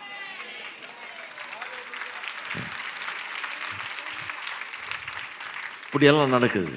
கர்த்தர் ஏதோ ஒரு பிளான் வச்சிருக்கிறாரு, அதுலேருந்து விளங்குது. தானியேலுடைய கதையும் படிச்சிருக்கிறீங்க, எல்லாருக்கும் தெரிஞ்ச கதை இல்லையா? சிங்க கவியில் தூக்கி போட்டு ராஜாவுக்கு தூக்கம் வரல, இவன் நல்லா தூங்கிட்டு இருக்கிறான் சிங்கத்தோடு சேர்ந்து. அடுத்த நாள் வந்து இவன் இருக்கிறானான்னு பார்க்க வர்றாரு. அவர் இவன் சொல்கிறான், சிங்கத்தின் வாயெல்லாம் தேவ தூதனை வச்சு ஆண்டவர் கட்டிட்டாரு, எனக்கு ஒன்றும் பிரச்சனை இல்லை. என்ன மாதிரி அற்புதங்களை செய்கிறார். அப்போ என்ன நடக்குதுன்னு பாருங்கள். யூதர்கள் அங்கே கொண்டு போகப்படுகிறார்கள், சிறைப்படுத்தப்படுகிறார்கள். அப்படி சிறைப்படுத்தப்பட்டு கொண்டு போகப்படவில்லை என்றால் யூதர்கள் இன்றைக்கு உலகம் முழுத பரவி இருக்க மாட்டாங்க. ஒரு இடத்துல ஒரு ஜாதியினராக அப்படியே அந்த ஒரு ஊருக்குள்ளே ஓட்டிகிட்டு இருந்த ஆளுங்க, வேறு எவனோடையும் எதுவும் வச்சுக்க மாட்டான், புறஜாதியோட பழக மாட்டான். அப்படிப்பட்ட ஒரு ஆளுங்க. சமாரியருக்கும் இவருக்கு இருக்கிற பிரச்சனையை படிக்கிறோம் இல்லையா வேதத்தில்? அந்த பெண்ணுக்கிட்ட போய் சமாரிய ஸ்திரீக்கிட்ட தண்ணி கேட்டதுக்கு அவன் என்ன சொல்கிறான், நீ ஒரு யூதன், நான் ஒரு நான் வந்து ஒரு சமாரியன், எங்கிட்ட வந்து தண்ணி கேட்குறேன்றார். அந்த மாதிரி தீண்டாத ஆட்கள், வெளியில் ஆட்களோட பழக மாட்டாங்க, இது பண்ணி வச்சுக்க மாட்டாங்க, அவங்களுக்குள்ளேயே இருந்துக்குவாங்க. அப்படிப்பட்ட ஒரு ஆட்கள். ஆனால் ஆண்டவர் என்ன பண்ணியிருந்தார், இவர்கள் மூலமாக தான் இயேசு வந்து உலகத்தில் பிறக்கணும், இவருடைய ஜாதியில் தான் வந்து இயேசு பிறக்கணும், யூதரா வந்து பிறந்து சிலுவையில் மரித்து அவர் மூலமாக உண்டாகிற ரட்சிப்பு இவங்க ஜாதிகாரர்களுக்கு மட்டும் இல்லை, ஆபிரகாமின் பிள்ளைகளுக்கு மட்டும் இல்லை, ஆபிரகாமின் ஆசீர்வாதம் புறஜாதியார் எல்லாருக்கும் வந்து கிடைக்கும்படியாக மரத்திலே தூக்கப்பட்டவன் எவனோ அவன் சபிக்கப்பட்டவன் எழுதியிருக்கிறபடி கிறிஸ்து நமக்காக சாபமானார். ஏன்? ஆபிரகாமுக்கு உண்டான ஆசீர்வாதம் புறஜாதியாருக்கெல்லாம் வந்து கிடைக்க முடியாது. கடவுள் என்ன திட்டம் வச்சுக்கிறார், இவங்க சந்ததியில் வந்து பிறக்கிற ஒரு ஆள், ஆபிரகாமுடைய சந்ததியில் பிறக்கிற ஒரு ஆள் உலக ரட்சகராக வந்து சிலுவையில் மரித்து மீட்பை உண்டு பண்ணி சுவிசேஷம், பாவ மன்னிப்பு அவருடைய நாமத்திலே எல்லா ஜாதி ஜனங்களுக்கும் அறிவிக்கப்பட வேண்டும் என்பதுதான் தேவனுடைய திட்டம். இவங்களை வச்சு எப்படி பண்ணுறது? ஊரை விட்டே வெளியே போகாத ஆளாச்சே, ஒரே இடத்துல ஓட்டிக்கிட்டு இருக்கிற ஆளாச்சே, ஊர்லேருந்து கிளம்ப வைக்கவே முடியாது, இவங்களை மாற்றவே முடியாது, வேற ஒன்னோடையும் வச்சுக்க மாட்டாங்க. மற்றவனெல்லாம் தீட்டுன்னு நினைக்கிறவன் வச்சுக்கவே கூடாது. அப்படிப்பட்ட ஒரு சந்தைக்கு போயிட்டு வந்தால் இவன் வந்து அவ்வளோ க்ளீனிங் பண்ணணும் தன்னை. ஏன்னா அங்கே போய் புறஜாதிகளோடலாம் பழகிட்டான் இல்லையா, கிட்ட தீண்டத்தகாத ஒரு மத்தியில் போயிட்டான். அப்படிப்பட்ட ஆட்கள் இவங்களை வச்சு உலகம் முழுக்க எப்படி அனுப்புறது? பேதுரு அனுப்பி பார்த்து என்ன நடந்தது தெரியும் இல்லையா அவங்களுக்கு? ஒரு மொட்டை மாடியில் பேதுரு அங்கே ஒரு பெரிய தரிசனத்தை கொடுத்து அவனுக்கு கொர்நேலிய வீட்டுக்கு போன்னு சொல்லி அதுக்கு ஒரு பெரிய தரிசனத்தை கொடுத்து கடைசியில் அவன் தரிசனம் கண்டுட்டு இருக்கிற வேலையிலே கீழே வந்து ஆள் கதவை தட்டுறான். ஏன்னா கொர்நேலிக்கு கத்தறிவன் அட்ரஸை கொடுத்துருக்காரு. கொடுத்து இங்கே போய் இவரை கூப்பிட்டு வா உனக்கு சுவிசேஷம் சொல்லுவான்னு. எப்படியெல்லாம் பண்ண வேண்டியதாக இருக்குது. கிட்டத்தட்ட கழுத்தை பிடிச்சி பேதுருவை கொர்நேலி வீட்டுக்கு அனுப்பி தான் சுவிசேஷத்தை அறிவிக்க வேண்டியதாக இருந்தது. ஏன்னா சும்மா போக மாட்டார் அவர், அவங்க ஊர்லேயே தான் சுற்றிட்டு இருப்பார் அவர். அப்படிப்பட்ட ஆட்கள் கடவுள் எப்படி செட்டப் பண்ணுறாரு பாருங்கள். இவங்க மத்தியில் தான் வந்து இயேசு பிறக்கணும், இவர் தான் உலக ரட்சகராகணும். இவங்களை எப்படி பண்ணுறது? உலகம் முழுக்க சுவிசேஷத்தை எப்படி அனுப்புறதுன்னு க்ளீனாக திட்டம் போட்டார். பாபிலோனுக்கு அனுப்பிச்சாங்க. நெபுகத்நேசர் சிறைபிடித்து கொண்டு போனான். அவனுடைய காலத்துக்கு பிறகு சைரஸ் என்ற ஒரு ராஜா வந்தான். சைரஸ் என்ற ஒரு ராஜா வந்து ஊருக்கு போகிறவங்களாம் திருப்பி போகலான்னு சொல்லிட்டான். இருந்தாலும் இவங்க அதுக்குள்ளே செட்டில் ஆகிட்டாங்க. அங்கே வீடு கட்டியாச்சு, பிள்ளைகளுக்கெல்லாம் கல்யாணம் பண்ணியாச்சு, அவங்கெல்லாம் நல்லா தொழில் ஆரம்பித்து நல்லா ஓஹோன்னு ப்ராஸ்பரஸாக இருக்காங்க, நல்லா செஞ்சிட்டு இருக்கிறாங்க. அந்த ஊரை விட்டு எப்படி போவாங்க? அங்கேயே தங்கிட்டாங்கன்னாரு. அந்த ஊர்கள் பட்டணங்கள் எல்லாத்துலேயும் அவங்க போய் தங்குறாங்க. எஸ்தர் கதையெல்லாம் அதுலேருந்து தான் வருது. அந்த மாதிரி இதில் தான் பேக்ரவுண்ட்லேருந்து தான் வருது. எங்கும் பரவி கிட பாபிலோன் வந்து பிற்பாடு ரோம சாம்ராஜ்யம் வந்து நிறைய ஊர்களை நாடுகளை ஆண்டார்கள் இல்லையா? அது மாதிரி பாபிலோன் பல நாடுகளை தனக்கு கீழே கொண்டு வந்து ஆண்டார்கள். பாபிலோனிய சாம்ராஜ்யம் எங்கெல்லாம் பரவி கிடக்குதோ அங்கெல்லாம் யூதர்கள் பரவி கிடந்தாங்க. ஏன்னா இப்போ அந்த சாம்ராஜ்யத்தில் ஒருத்தர் ஆகிட்டாங்க. இவங்க சிறைபிடித்து போன யூதர்கள் ரொம்ப சக்ஸஸ்ஃபுல்லாகி தொழில்களை ஆரம்பித்து அங்கங்கே அந்தந்த ஊரில் ஒரு குரூப் அப்படியே இருக்குது. அப்படி பரவி இருக்கிறாங்க. அங்கங்கே இருக்கிறதுனால இப்போது அவளுக்கு தேவாலயம் பாழாயிடுச்சு. ஏன்னா பாபிலோனியன் வந்து பாழாக்கி விட்டான் இல்லையா? தேவாலயம் இல்லைன்னு அழுதுட்டு இருந்தாங்க. ஒரு புதுசாக ஒன்று ஆரம்பிக்க வச்சார். அது என்னென்னா சினகாக்ஸ், ஜபாலயம், ஜப வீடு அப்படின்றோம் இல்லையா? அந்த மாதிரி. ஏன்னா இப்போ தேவாலயம் இல்லை, எருசலேமுக்கு போக முடியாதவங்க எங்கேயாவது போய் கர்த்தருடைய வார்த்தையை கேட்கணும், ஆராதிக்கணும். அதுக்காக ஜபாலயங்கள் ஆரம்பிக்கப்பட்டது. அதுதான் சினகாக்ஸ்ன்றாங்க. யூதர்கள் எங்கெல்லாம் இருந்தாங்களோ அங்கெல்லாம் ஜபாலயங்கள் அமைக்கப்பட்டது. அந்த ஜபாலயங்களில் வெறும் யூதர்கள் மட்டும் இல்லையா, மற்றவர்களும் வந்து இந்த நேபுகாத்நேசர் காலத்தில் இந்த அற்புதம் நடந்தது இல்லையா? நெருப்பில் போடப்பட்ட 3 பேரும் தப்பிச்சாங்க. அந்த ராஜாவே சொல்லிட்டார் இந்த தெய்வம் தான் மெய்யான தெய்வம். தானியல் காலத்துலேயும் அப்படியே நடந்தது, தானியல் மூலமாகவும் அப்படியே நடந்தது. இதன் மூலமாக அந்த புறஜாதிகள் மத்தியிலே தேவனுடைய புகழ் பரவி, இவர் நல்ல பெரிய மெய்யான தெய்வம், இவர் தான் தெய்வம்ன்றத பரவி நிறைய பேர் யூதர்களுடைய இந்த தெய்வத்தை வணங்க ஆரம்பிச்சிட்டாங்க, நம்ப ஆரம்பிச்சிட்டாங்க. அது மட்டும் இல்லாமல் இவருடைய நல்ல போதனைகள் அது இதெல்லாம் கேட்கும்போது அவங்களுக்கு ரொம்ப அட்ராக்டிவாக இருந்தது. பாவம் பெருகி இருந்த அந்த ஊரில் இவர்கள் ஒரு விதமாக வாழ்கிறாங்க, இவங்க தேவ ஜனமாக இருக்கிறாங்க, இவருடைய வழிகள் பிடிச்சிது. அதனால் வந்து சினகாகில் வந்து ஜபாலயத்தில் வந்து இவங்க பிரசங்கள்லாம் கேட்டு கொஞ்சம் அப்படியே இன்ட்ரெஸ்ட் ஆகி சிலர்லாம் வந்து விருத்த சேதனம் பண்ணிக்கிட்டு யூதனாகவே மாறியாச்சு. அப்போ யூதர்கள் இருக்கிறாங்க, ப்ராசலைட்ஸுங்கிற புறஜாதியார் மத்தியிலேருந்து யூதரான அவர்களும் இருக்கிறாங்க. அது மட்டும் இல்லாமல் இன்னும் சிலர் ரெண்டுத்துக்கு நடுவில் இருக்கிறாங்க. அதாவது இன்னும் புறஜாதியானா இருந்து யூதனா மாறல, இன்னும் விருத்த சேதனம் பண்ணி இப்போ ஞானஸ்தானம் எடுக்கிற மாதிரின்னு வச்சுங்களேன். இன்னும் ஞானஸ்தானம்லாம் எடுக்கல, ஆனால் கோயிலுக்கு வர ஆரம்பிச்சிட்டான், ஜபாலயத்துக்கு வர்றாங்க. ஏன்னா அவங்களுக்கு ஒரு இன்ட்ரெஸ்ட்டு, இந்த தெய்வம் மெய்யான தெய்வமாக இருக்கும் போல் இருக்க. இப்போ ஏற்பட்ட ஒரு அற்புதம் நடந்தது. ராஜாவே சொல்லிட்டாரு, இப்போ ஏற்பட்ட ஒரு தெய்வத்தை நான் கேள்விப்பட்டதே இல்லையே, இவ்வளோ பெரிய ஒரு அற்புதமாக இருக்குதுன்னு சொல்லி வந்து உட்கார ஆரம்பிச்சிட்டான். அங்கே வந்து ஜபாலயத்தில் வந்து உட்கார். இது ஒரு பழக்கமாகிடுச்சு. அப்படியே போராட்டமெல்லாம் இவருடைய இது பரவி காட் ஃபியரர்ஸ்னு ஒரு குரூப்பு, தேவ பக்தி உள்ளவர்கள் அப்படின்னு வருது இல்லையா?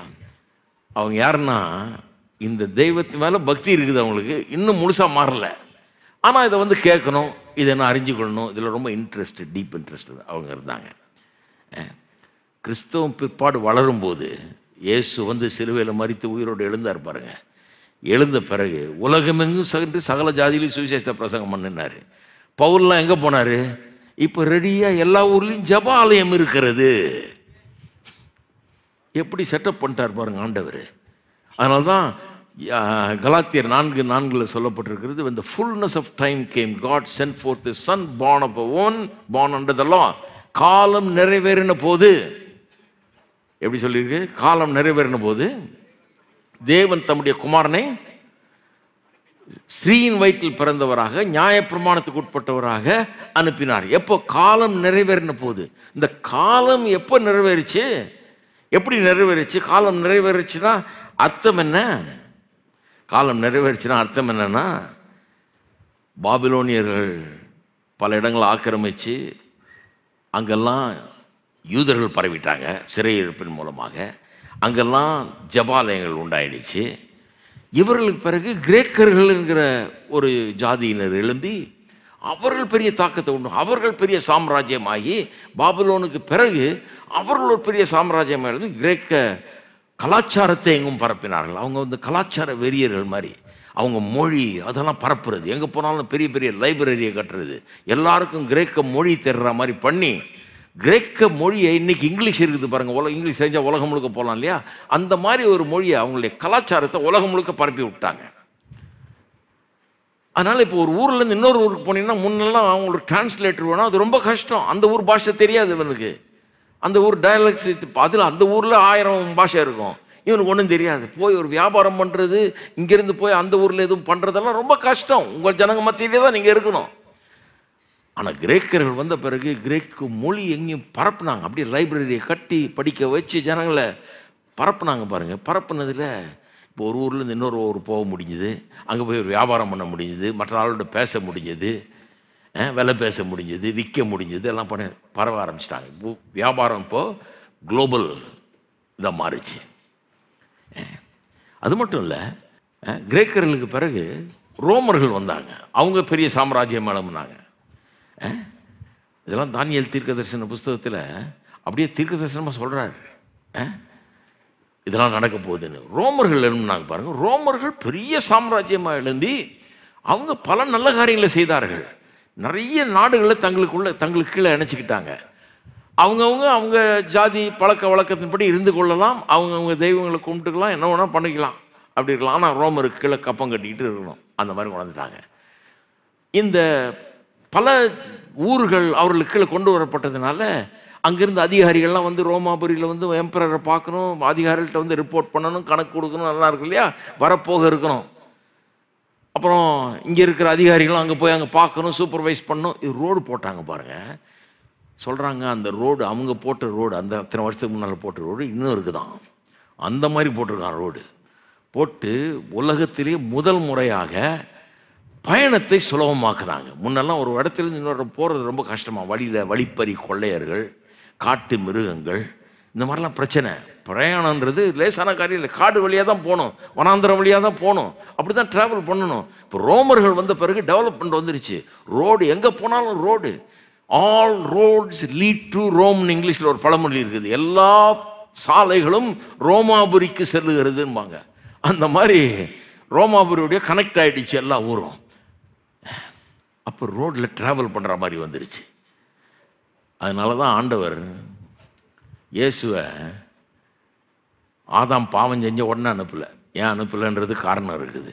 பாவம் செஞ்ச உடனே அடுத்த நாள் இயேசு அனுப்பிச்சிருந்தார்னா ஆதாமே சொல்லியிருப்பான், எதுக்கு இதெல்லாம் வேஸ்ட்டாக அங்கேருந்து இவர் அனுப்பிச்சிரு. கொஞ்சம் சொல்லியிருந்தால் நாங்களே என்ன சொல்லணும்னு செஞ்சிருந்தால் நாங்கள் செஞ்சுருப்போமே, நாங்களே மாறி இருப்போமே. எங்களுக்கு அந்த சக்தி இருக்குது. சக்தி இல்லை, ஏன்னா பாவத்துக்கு அடிமையாயிட்டான். இப்போது அவனால் முடியாது, சொன்னால் விளங்காது அவனுக்கு. அப்போ அவன் தான் பாவிங்கிறத உணரணும், அவனால் தன்னை ரட்சிக்க முடியாதுன்னு உணரணும். அவனால் மட்டும் இல்லை, பூமியில் இருக்கிற எந்த மனுஷராலும் ரட்சிக்க முடியாது. பெரிய மகான்கள் இருக்கலாம், பெரிய பெரிய ஆள்கள்லாம் இருக்கலாம், தீர்க்கதரிசிகள் இருக்கலாம், ஆனால் ரட்சகர் ஒருவரே, எவரும் ரட்சிக்க முடியாது அப்படிங்கிறது விளங்கணும். அப்படி விளங்கினாதான் பரலோகத்திலிருந்து தேவகுமாரனை அனுப்பிச்சா இவர்களுக்கு விளங்கும், இவர் ஏன் ரட்சகர்னு. அதனால தான் அவ்வளோ நாள் காத்திருந்தார். அது மட்டும் இல்லை, காலம் நிறைவேறின போதுன்றதுக்கு அர்த்தம் என்ன? இதெல்லாம் ரெடி ஆகிறதுக்காக. என்ன ரெடி ஆகணும்? யூதர்கள் எங்கும் பரவணும், ஜபாலயங்கள் உண்டாகணும், அந்த ஜபாலயங்களில் யூதரெல்லாம் மாறின புறஜாதியார் இருக்கணும். அது மட்டும் இல்லை, தேவபக்தி உள்ளவர்கள்ன்ற அந்த குரூப், காட் ஃபியரர்ஸ் என்றவர்கள், ரொம்ப இன்ட்ரெஸ்டடாக இருக்கிறவங்க, அவங்க இருக்கணும். அந்த மாதிரி ஒரு சூழ்நிலையை உண்டாக்கி ரோமாபுரிகாரன் வந்து ரோடெல்லாம் போட வச்சு பாக்ஸ் ரொமானான்னு சொல்லுவாங்க. ரோமஸ் சமாதானம். பாக்ஸ் ரொமானான்னா ரோமாபுரி காலத்தில் அந்த காலத்தில் இருந்த சின்ன சின்ன ஜாதி ஜனங்க ஒருத்தனோட சண்டை போட்டுக்கிறது. எப்போ பார்த்தாலும் இந்த ஊருக்காரன் அந்த ஊருக்காரனோட சண்டை போட்டுக்கிறது. 2 பேரும் வித்தியாசமான மொழி ஜாதின்னொன்னே சண்டை, எப்போ பார்த்தாலும் சண்டை. அதனால் ஒரு சமாதானமாகவே இல்லை. ஆனால் ரோமர் வந்து ஆளும்போது உலகளாவிய விதத்தில் சமாதானம் நிலவினது. ஏன்னா பெரும்பாலான உலகத்தை இவங்க தங்களுக்குள்ளே கொண்டு வந்துட்டாங்க. எவனும் வாலாட்ட முடியாது. சின்ன சின்ன ஜாதிகாரெலாம் சண்டை போட்டுட்டு இருக்க முடியாது, தொலைச்சிருவான்.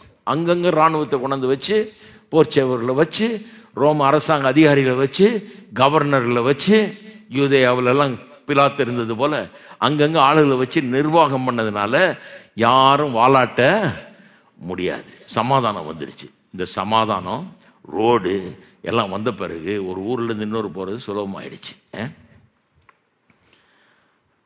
அப்புறம் தான் இயேசு வர்றார். காலம் நிறைவேறின போது அப்படின்னா என்ன அர்த்தம்? சுவிசேஷம் மனுவர்க்கம் முழுவதுக்கும் பரவக்கூடிய ஒரு சரியான சூழ்நிலை உருவான போது, அரிஸ்டாட்டில், பிளேட்டோ, சாக்ரட்டிஸ் போன்ற தத்துவ ஞானிகள்லாம் வந்து எப்படி கடவுளை கண்டடைவது, எப்படி ஒரு அருமையான ஒரு எந்த விதமான குறையும் இல்லாத ஒரு உலகத்தை உண்டாக்குகிறதெல்லாம், யூட்டோப்பியாவை உண்டாக்குறதுலாம் அலசி ஆராய்ஞ்சு தேடி பார்த்து வெறுத்துட்டு போயிட்டான். பிலாசபர்ஸ் எல்லாம் வந்து எல்லா தத்துவ ஞானியும் கத்தர் காத்திருக்காரு, நீ தேடு நல்லா. ஏன்னா நான் இப்போ ஆள் அனுப்பிச்சேன்னா, ரட்சகர் அனுப்பிச்சேன்னா நீ என்ன சொல்லுவேன்? நானே தேடி கண்டுபிடிச்சிருப்பேன் வழி. எனக்கு தெரியாத வழியா? எங்களுக்கு நல்ல அறிவு இருக்குது, நாங்கள் தேடி கண்டுபிடிச்சிருப்பேன் மனுஷன். அதனால தான் கத்தர் சொல்கிறார், நீ நல்லா தேடுப்பா. அரிஸ்டாட்டில் வரட்டும், பிளேட்டோ வரட்டும், சாக்ரட்டிஸ் வரட்டும், எல்லாம் தேடுங்க. தேடி முடிச்சுட்டு முடியலன்னு அனுப்புகிறேன்ட்டு அவங்கெல்லாம் போன பிறகு தான் இயேசு அனுப்புகிறாரு. அவர் வந்து சொல்கிறார், நானே வழியும் சத்தியமும் ஜீவனுமாய் இருக்கிறேன். காலம் நிறைவேறினா வெறும் ரோடு போட்டால் போதாது, வெறும் ஜபாலயங்கள் வந்தால் போதாது, யூதர்கள் எல்லா இடத்துலையும் இருந்தால் போதாது. மனுஷனுக்கு இந்த உலகத்தில் மகான்கள் இருக்கலாம், தீர்க்கதரிசிகள் இருக்கலாம், பெரிய மந்திர வித்தெல்லாம் செய்கிற ஆளுகள் கூட இருக்கலாம். ஆனால் ரட்சிக்க ஒருவன் இல்லை, எவனும் இல்லை. எந்த மனுஷனும் ரட்சிக்க கூடியவன் இல்லை. எல்லாருக்கும் ரட்சிப்பு தேவை. எல்லாரும் இந்த உளையான சேற்றில் சிக்கி அமிழ்ந்து கொண்டிருக்கிறார்கள். ஒருத்தர் ரட்சிக்க முடியாது. நான் முழுகிட்டு இருக்கிறேன்னா பக்கத்தில் இருக்கவனை காப்பாற்றலான்னு பார்த்தா 2 பேர் சேர்ந்து கீழே போயிடுவோம் சீக்கிரமா அந்த உளையான சேற்றில். வெளியில் இருக்க ஆள் தான் வந்து காப்பாற்ற முடியும். பாவமே இல்லாத ஒரு ஆள், வெளியில் இருக்கிற ஆள் தான் ஒரு கம்பையோ ஒரு கயிறையோ நீட்டி புடி உன்னை இழுக்கிறேன்னு சொல்லி வெளியேந்துக்கா. இவர் இயேசு பாவத்திற்கு அப்பாற்பட்டவர், பாவமற்றவர், தேவகுமாரன், பரலோகத்திலிருந்து பூலோகத்துக்கு வந்தவர், மாம்சரூபம் எடுத்து வந்தவர். அதனால தான் காலம் நிறைவேறின போதுன்றது ரொம்ப முக்கியம். இதெல்லாம் கடவுள் மனசில் வச்சுட்டு செய்கிறாரு. அதனால தான் சொன்னார், விவரித்து சொன்னாலும் விசுவாசிக்க முடியாது ஒன்னாலன்றார். இப்போ விளங்குதா உங்களுக்கு? நான் விவரித்து இதெல்லாம் சொன்னால் விளங்கி இருக்குமா? ஆபகுக்கு அன்றைக்கு இருந்த மக்களுக்கு விளங்கி இருக்குமா? போயா வேலையை பார்த்துட்டு இருப்பாங்க. அந்த ஜனங்களை போய் என்ன பேசுகிற நீ, பாபிலோனியன் வர்றான்னா இப்போ சிறை பிடிச்சிட்டு போவானா, அப்புறம் இதெல்லாம் நடக்குமா, இதெல்லாம் என்ன கதைன்னு இருப்பாங்க. கத்த சொல்கிற, இப்போ விவரித்து சொல்லி பிரயோஜனம். என்ன நம்பு, நான் உன்னை குறித்து வைத்திருக்கிற நினைவுகள் நன்மைக்கு எதுவானவைகள் தீமைக்கு எதுவானவைகள் கிடையாது. என்ன நம்பு. நீ என் கையில் இருக்கிற, நம்பு. தீமை நடக்கிற மாதிரி இருக்கலாம், தீமையை நான் அனுபவிச்சது போல இருக்கலாம். ஆனால் ஏன் இதெல்லாம் அனுபவிச்சுன்றது எனக்கு தெரியும். ஒரு பெரிய நோக்கத்தை வச்சு இதெல்லாம் பண்ணிட்டு இருக்கிறேன். என்னை நம்புங்கிறார் கர்த்தர். ஆபகுக்கு நம்புறான் பாருங்க. அதனால தான் அவனால் சொல்ல முடியுது. இதெல்லாம் நடந்தாலும், எல்லாம் பார்க்கறதெல்லாம் நஷ்டப்பட்டு போச்சுன்னு தெரிஞ்சா கூட, நான் கர்த்தருக்குள் மகிழ்ச்சியாயிருப்பேன், என் ரட்சிப்பின் தேவனுக்குள் கல்வி கூறுவென்றான். அவர் என் பலன். என் கால்களை மான் கால்களை போல அவர் ஆக்கி உயரமான ஸ்தலத்தை, என்னை ரொம்ப ஹையாக கொண்டது உயர்த்த போறாரு. அதுக்கு திட்டமிட்டு அவர் வேலை செஞ்சிட்டு இருக்கிறாருங்கிறான். அப்போ பாருங்க எப்படி வேலை நடக்குதுங்கிறத கொஞ்சம் கவனிங்க. இயேசு சிலுவையில் மரித்து காலம் நிறைவேறின போது வந்தது மட்டும் இல்லை, சிலுவையில் மரித்து மீட்பை உண்டாக்கி எல்லாம் பண்ணி கடைசியில் உயிரோடு எழுந்த பிறகு சொல்கிறார், உலகம் என்று எங்கும் சென்று சகல ஜாதிகளுக்கும் சுவிசேஷத்தை பிரசங்க. சுவிசேஷத்தை உலகமெங்கும் சென்று பவுல், பேதுரு போன்றவரெல்லாம் பிரசங்கிக்கும் போது எங்கே தெரியுமா போய் பிரசங்கித்தாருங்க? ஒரு ஊராக போகும்போது எங்கே போவாங்க? ஜபாலயம். ஏன்னா அவங்க ஆளுங்க அங்கே இருக்கிறாங்க, யூதர்கள் அங்கே இருக்கிறாங்க. அவங்க மத்தியில் தான் போய் ஆரம்பிக்கிறாங்க. யார் தெரியுமா சுவிசேஷத்தை முதல்ல ஏற்றுக்கொண்டது? யூதர்கள் அல்ல. யூதர்கள் பெரும்பாலும் எதிர்த்தார்கள். ஒரு காலகட்டத்தில் பேதுரு சொல்லிட்டா, இன்னும் போ, உங்ககிட்ட வரல நான்ட்டார், புறஜாதிட்ட போகிறேன்ட்டார். அந்த அளவுக்கு எதிர்த்தாங்க, பகைச்சாங்க கிறிஸ்துவின் சுவிசேஷத்தை. ஆனால் முதல்ல அவங்கள்ட்ட தான் போனாங்க. முன்பு யூதருக்கும் பின்பு கிரேக்கருக்குன்னு இருக்குது இல்லையா? முதல்ல அவங்கள்ட்ட தான். ஏன் அவங்க முதல்ல? ஏன்னா அவங்களுக்கு தான் இயேசு, வரப்போகிற இயேசுவை குறித்து ஒரு பெரிய வெளிப்பாடு பழைய ஏற்பாட்டு காலத்தில் கொடுக்கப்பட்டிருந்தது. பலிகள், முறைமைகள் இதெல்லாம் வச்சு ஆண்டவர் போதிச்சிருந்தார். ரட்சிப்புனா இப்படி தான் நடக்கும், ரத்தம் சிந்தது இல்லாமல் பாவ மன்னிப்பு கிடையாது அப்படிங்கிறதெல்லாம் போதிக்கப்பட்டிருந்தது அவங்களுக்கு. அவங்க தான் ஏற்றுக்கொள்ள முடியும் சுலபமாக. அதனால தான் அவங்கள்ட்ட முதல்ல அனுப்புகிறார். அவங்க வெறுத்துட்டாங்க. தமக்கு சொந்தமானவரிடத்தில் அவர் வந்தார், ஆனால் அவர்களோ அவரை ஏற்றுக்கொள்ளவில்லை. ஏற்றுக்கொண்டவர் எவர்களோ அவர் தேவனுடைய புத்திரராகும்படி அவர்களுக்கு அதிகாரம் கொடுத்தார்ன்றிருக்கு. யூதர்கள் ஏற்றுக்கொள்ளலை. யூதர்கள் ஏற்றுக்கொள்ளலை. யார் திரும்ப ஏற்றுக்கொண்டது? அங்கே ஏற்கனவே யூதனை மாதிரி ஆன புறஜாதியான அவனோட ஓட்டிட்டான் போய். இவனும் அந்த லீகலிஸ்டிக் ஆகி நியாயப்பிரமாணத்தின் அர்த்தத்தை சரியாக புரிஞ்சுக்காம ரட்சகரையை ஏற்றுக்கொள்ள முடியாத வளவுக்கு ஆகிட்டான். யூதனும் அவங்களாம். யார் திரும்ப ஏற்றுக்கொண்டது? இந்த இன்ட்ரெஸ்டடாக இருந்தான் பாருங்க, ஜபாலயத்துக்கு வந்துட்டு இருந்தான் பாருங்க, இது நல்லா இருக்குது, இது மெய்யான தெய்வம் மாதிரி தெரியுது அப்படின்னு புரிஞ்சுக்கிறதுக்காக இன்னும் கொஞ்ச நாள் போகலாம் பார்க்கலாம் அப்படின்னு வந்துட்டு இருந்தான் பாருங்க. அவன் தான் ஏற்றுக்கிட்டான். அவன் ஏற்றுக்கொள்வது ரொம்ப சுலபமாக இருந்தது. மற்றவன் ஏற்றுக்கிட்டான்னா மற்ற ஆள்லாம் சேர்ந்து அவனை போட்டு ஒரே அமைக்கிடுவாங்க, எப்படி நீ இதுக்குள்ளே போகலான்னு. ஆனால் இந்த மாதிரி இருந்த ஆட்கள் சுலபமாக ஏற்றுக்கொண்டார்கள். எப்படி ஆண்டவர் செட்டப் பண்ணுறாரு பாருங்க. அப்போ சபைகள் உருவாகும் போது வெறும் யூதர்கள் இல்லைங்க, நிறைய புறஜாதிகள் வந்துட்டாங்க. ஏராளமான புறஜாதிகள் வந்து சபையில் இருக்கிறாங்க.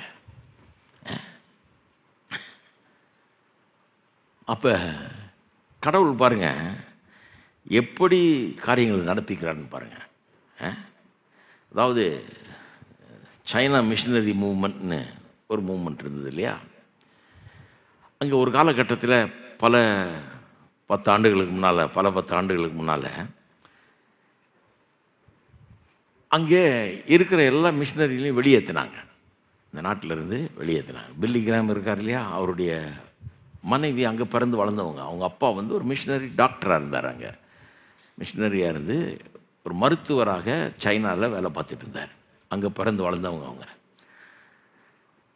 அவங்கெல்லாம் அந்த காலத்தில் வெளியே வந்தாங்க. புது ஆட்சி வந்த பிறகு எல்லோரையும் வெளியே வந்தாங்க. அப்போ 100 வருஷமாக அங்கே நடந்த மிஷினரி ஊழியம் எல்லாம் வீணாக போச்சு. எல்லா மிஷினரிஸும் வெளியே வந்துட்டாங்க. இனிமேல் அவ்வளோதான், சீனாவில் ஒன்றும் இருக்காது, கிறிஸ்துவை பிரசங்கிக்கிறவர்கள் இருக்க மாட்டாங்க, ஒன்றுமே இருக்காது அப்படின்னு எல்லாரும் வருத்தப்பட்டாங்க பாருங்கள். ஆனால் என்ன ஆச்சு? இவங்கெல்லாம் வெளியே வந்தோடனே பிரமாதமான உள்ளூர் தலைவர்கள் எழும்ப ஆரம்பித்து அவங்க சுவிசேஷத்தை பிரசங்கம் பண்ண ஆரம்பிச்சிட்டாங்க. இன்னைக்கு கோடிக்கணக்கான மக்கள் இயேசுவை நம்பி விசுவாசித்து 1 கோடி ஜெபித்து கொண்டு கர்த்தருடைய வார்த்தையை கேட்குறாங்களாம். இதுக்கு யார் காரணம்? அங்கே இருக்கிற லோக்கல் சைனீஸ் லீடர்ஸ். இந்த மிஷினரிகள்லாம் இருந்திருந்தால் சைனீஸ் லீடர்ஸ் உருவாகிருக்கவே மாட்டாங்க. வெளிநாட்டுக்காரன் வந்து பிரசங்கம் பண்ணுறதை காட்டிலும் உள்நாட்டுக்காரன் ரொம்ப நல்லா பிரசங்கம். அவனுக்கு பாஷை தெரியும், கலாச்சாரம் தெரியும், எங்கே வேணா பூந்து வருவான் அவன் இல்லையா? அவங்க ஊர் தானே, சுவிசேஷத்தை நல்லா சொல்ல முடியும் அவங்க ஜாதி ஜனங்கள் மத்தியில். ஆனால் மிஷினரிகள் இருந்ததுனால அவங்க இருக்கிற வரைக்கும் இவன் பேசாமல் இருந்தான், அவன் ஜெயிட்டு பேசாமல் இருந்தான். அவங்க வெளியே அனுப்பப்பட்டோன்னு இவர்களை எழுப்புறார் பாருங்கள் கர்த்தர். இவங்க மத்தியில் பிரமாதமான பிரசங்கியார்கள்லாம் எழும்புகிறார். வாட்ச்மேன் நீ போன்றவர்கள்லாம் அப்படி எழுப்பப்பட்டவர்கள் பாருங்கள், பிரசங்கிக்கிறார்கள் சுவிசேஷத்தை. ஏராள மக்கள் கர்த்தரிடத்தில் திரும்புகிறார்கள். இன்றைக்கும் வேக வேகமாக வளர்ந்து கொண்டிருக்கிற திருச்சபை சைனாவில் இருக்குதுன்றாங்க. அங்கே தான் வளர்ந்து. இன்றைக்கும் பல ரெஸ்ட்ரிக்ஷன்ஸ் இருக்குது, சபையெல்லாம் நடத்தக்கூடாதுன்னு பல கட்டுப்பாடுகள் இருக்கிறது. அதன் மத்தியிலும் ஏராளமான ஜனங்கள் கிறிஸ்துவை நம்பி அங்கே ஏற்றுக்கொண்டிருக்கிறார்கள். அப்போ ஒரு காரியம் நடக்கும்போது ஐயோ என்ன கர்த்தர் இப்படி பண்ணிட்டாரு, கர்த்தர் கைவிட்டார்ப்பா, போச்சுப்பா, அவ்வளோதான் முடிஞ்சது அப்படி யோசிக்கவே கூடாது. எப்படி யோசிக்கணும்? கர்த்தர் நம்மை குறித்து வைத்திருக்கிற நினைவுகள் நன்மைக்கு ஏதுவானவைகள், தீமைக்கு ஏதுவானவைகள் அல்ல. சமாதானத்துக்கு ஏதுவானவை. உங்கள் தனிப்பட்ட வாழ்க்கையிலும் சொல்கிறேன், ஒட்டுமொத்தமாக எல்லா கிறிஸ்தவர்களுக்கும் சொல்கிறேன், கர்த்தர் செய்கிறது எல்லாமே நமக்கு நன்மைக்காக தான் இருக்கும். தீமையை போல தெரியலாம், நிறைய தீமையான காரியங்கள் கூட ஒருவேளை நடக்கலாம், ஆனால் தீமையெல்லாம் நன்மையாக மாற்றுகிறவர் கர்த்தர். யோசேப்புக்கு அப்படி தானே நடந்தது. அவனை பிடிச்சி குழியில் போட்டானுங்க, சாகடிக்கணும்னு பார்த்தானுங்க. அப்புறம் சாகடிக்க வேணாம் சரி குழியில் போட்டானுங்க. அப்புறம் அவனை குழியிலேருந்து தூக்கி எடுத்து விற்றானுங்க சொந்த சகோதரர்கள். எத்தனை பாடு பாருங்க. அங்கே விற்று அங்கே ஒரு வீட்டில் போயிருந்தால் அங்கே தப்பாக குற்றஞ்சாட்டி பொய் குற்றஞ்சாட்டி அவனை ஜெயிலுக்கு அமிச்சாங்க. அங்கே சில வருஷங்கள் எப்படி இருந்திருக்கும் அவனுக்கு? வருஷங்கள் கடந்து போயிட்டே இருக்குது. கடவுள் எங்கே? கடவுள் இருக்கிறாரா? அவர் உண்மையானவரா? எனக்கு செய்வாரா அப்படின்னு நம்ம யோசிச்சிருக்கலாம். ஆனால் அதன் மத்தியில் என்ன சொல்லியிருக்கு தெரியுமா? கர்த்தர் யோசேப்போடு கூட இருந்தார். போத்திபார் வீட்லையும் ஆசீர்வச்சாரு, அவன் சிறைச்சாலையில் இருக்கும்போதும் ஆசீர்வச்சாரு. எங்கே இருந்தாலும் கர்த்தர் அங்கே இருக்கிறார். பாபிலோனில் இருந்தால் கூட அங்கே கர்த்தர் இருந்தாரு. அக்கினி சூளையின் மத்தியில் வந்து நின்னாரே கர்த்தர். அப்படிப்பட்ட கர்த்தர் நம்முடைய கர்த்தர். பரலோகத்தை விட்டு, பரலோக பதவியை விட்டு, மகிமையை விட்டு இந்த பூலோகத்தில் வந்து நம்மத்தியில் நின்னாரு. 2000 வருஷத்துக்கு முன்னால் இங்கே வந்து பிறந்து இங்கே வந்து வாழ்ந்து நம்மத்தியில் இருந்தார். அப்பேற்பட்ட கர்த்தர். அவர் வந்து இன்வால்வ் ஆகிறவர். அவர் உங்களை விட்டு தூரமாக போகிறவர் அல்ல, உங்களோட வந்து இணைகிறவர் அவர். நான் சொல்லுகிறேன், எப்பேற்பட்ட கஷ்டத்தில் இருந்தாலும் துன்பத்தில் இருந்தாலும் கர்த்தர் உங்களோடு கூட இருக்கிறவர் அவர். உங்களை கைவிடாதவர் அவர். உங்கள் கஷ்டத்தின் நேரத்தில் அந்த அக்கினி சூளையின் மத்தியில் அங்கே இருப்பார். சிங்க கபியில் அவர் இருப்பார். இதுதான் வேத வசனத்தின் உண்மை. அப்போ இதெல்லாம் தெரிஞ்சா நீங்களும் என்ன சொல்லுவீங்க? நான் கர்த்தருக்குள் மகிழ்ச்சியாக இருப்பேன். ஊர் உலகம் சொல்லுங்க, என்னம்மா இவ்வளோ கஷ்டப்படுற, இப்படி மகிழ்ச்சியாக இருப்பேன். இல்லை, உங்களுக்கு தெரியாது, புரியாது. புத்தி கெட்டாத தேவசா, நான் எப்படி சொல்கிறதுன்னு சொன்னால் விளங்காது உங்களுக்கு. புத்தி கெட்டாத தேவ சமாதானம். எப்படி நீ அழ வேண்டிய ஆள் ஏன் அழாமல் சந்தோஷப்படுற? என்ன எங்கள் கர்த்தர் என்னை குறித்து வைத்திருக்கிற நினைவுகள் நன்மைக்கு எதுவானவைகள். ஒருவேளை அது இந்த தலைமுறையில் தெரியாமல் கூட இருக்கலாம். கர்த்தர் நீண்ட கால திட்டம் போட்டு பல தலைமுறையை சேர்த்து திட்டம் போடுறார். ஆனால் நான் கர்த்தரை நம்புகிறேன். எல்லாம் நல்லா நடக்கும் என்று நான் நம்புகிறேன். சிறப்பாக நடக்கும் என்று நம்புகிறேன்.